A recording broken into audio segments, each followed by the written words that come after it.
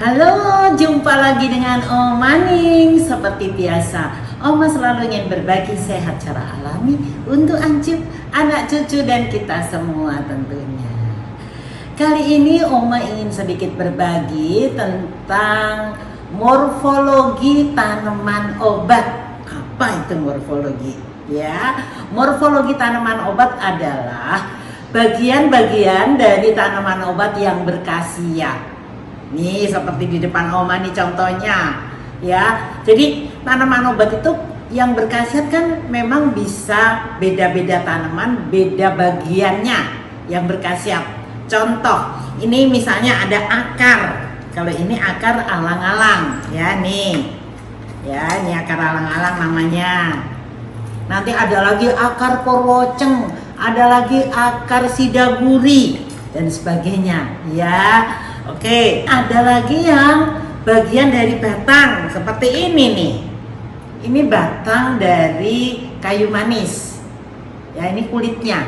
Kulitnya batang kayu manis. Ya. Oke, dan ini dikeringkan dulu biar bisa disimpan lama begitu dikeringkan ya. Ada akar, ada batang, nanti ada umbi. Umbi itu seperti yang paling gampang membayangkannya seperti ubi jalar.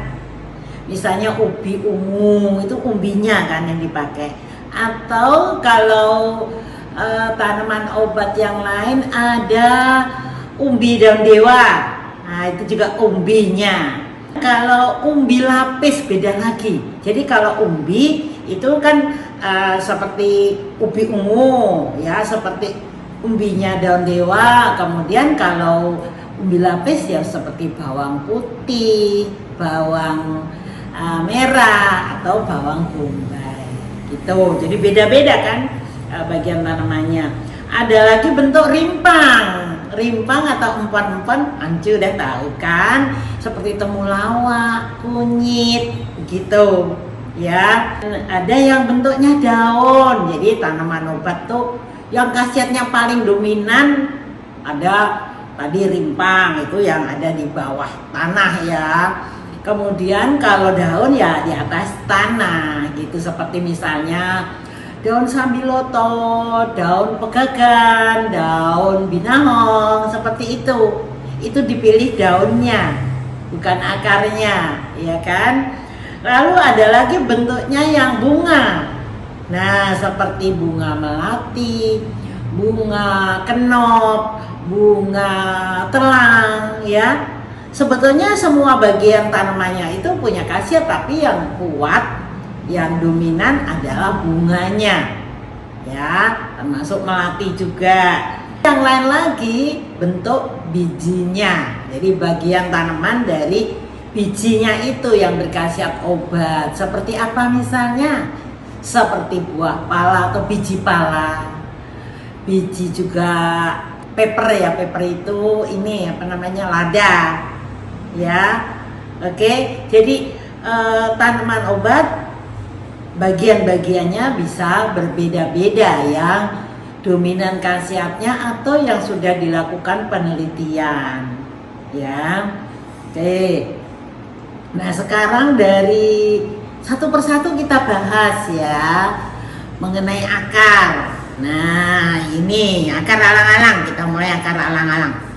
Nih, ya. Ini memang diambil dari tanaman alang-alang akarnya saja. Nanti apakah daunnya punya khasiat? Ada, tapi yang kuat ada di akarnya. Coba kita bahas ya. Akar ini bagian tumbuhan yang biasanya tertanam di dalam tanah ya, sebagai penguat dan pengisap air. Ya, semua tanaman kalau tidak ada akarnya ya susah untuk bisa hidup, karena akarnya inilah yang mencari makanan atau pengisap airnya gitu.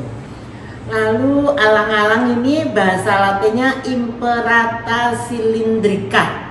Imperata cylindrica ini punya khasiat tingkatkan stamina ya. Kemudian juga meredakan panas, peluru air seni. Jadi kalau ada masalah dengan kandung kemih, ini dia bagus sekali ya untuk peluru air seni, pembersih darah, penambah nafsu makan nih. Makanya akar alang-alang ini sekarang mulai dijual juga ya di swalayan begitu ya. Ini menjadi bagian dari bumbu dapur ya, akan menyehatkan. Kalau dimakan ya tidak enak, tapi rebusan dari akar alang-alang ini membantu sekali menurunkan panas, meningkatkan nafsu makan gitu ya. Dan lain lagi sebagai penghenti pendarahan. Nah ini murid-muridnya Oma dari LPK ini masukan untuk Anda semua. Dan Oma, bagaimana kalau untuk pendarahan? Nah ini solusinya antara lain bisa menggunakan akar alang-alang ya. Nanti gabungannya bisa juga ditambahkan dengan tanaman yang warnanya seperti darah. Apa itu? Iya, namanya sambang darah. Daunnya warnanya merah. Gitu. Jadi kalau untuk terapi pengobatan mencampurkannya bisa disatukan beberapa bahan tanaman obat yang mempunyai khasiat sama. Seperti ini misalnya untuk penghenti darah bisa dengan akar alang-alang. Boleh juga yang warnanya merah lain tuh ini kayu secang. Kayu secang juga bagus kok dicampurkan dengan akar alang-alang. Seberapa banyak dosisnya? Biasanya ya kalau untuk dosis ini tergantung dari berat badan yang make atau umur ya.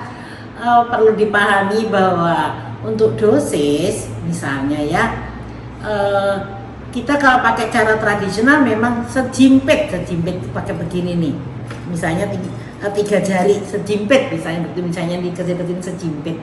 Tapi kalau gram-graman ya, kalau menurut informasi dari saintifikasi jamu, resep-resep itu rata-rata bahan-bahan herbal itu paling 5 gram kalau kering begini, 5 gram, 10 gram begitu ya.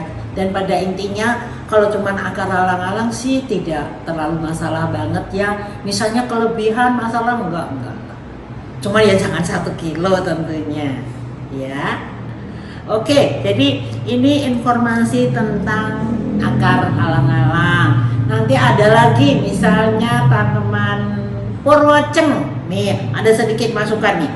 Purwoceng itu Pimpinella purwatian. Nah, ini juga akar. Kalau Purwoceng itu khasiatnya bisa meningkatkan stamina, gairah seks, mencegah infeksi saluran kemih, dan juga dipercaya baik untuk penderita hipertensi. Nah, ini masukan juga untuk Ancu yang sedang belajar tanaman obat. Ternyata akar Purwoceng itu menurunkan tekanan darah. Sedangkan bahan-bahan untuk peningkat stamina, untuk gairah seks, rata-rata bisa meningkatkan tekanan darah. Seperti misalnya lada hitam, jahe jahe merah. Itu kalau dikonsumsi dengan dosis lebih bisa bermasalah nanti dengan tekanan darah tingginya. Solusinya ditambahkan dengan akar Purwoceng. Nah, itu tadi Ancu sepintas kilas tentang potensi tanaman obat dari akar-akar.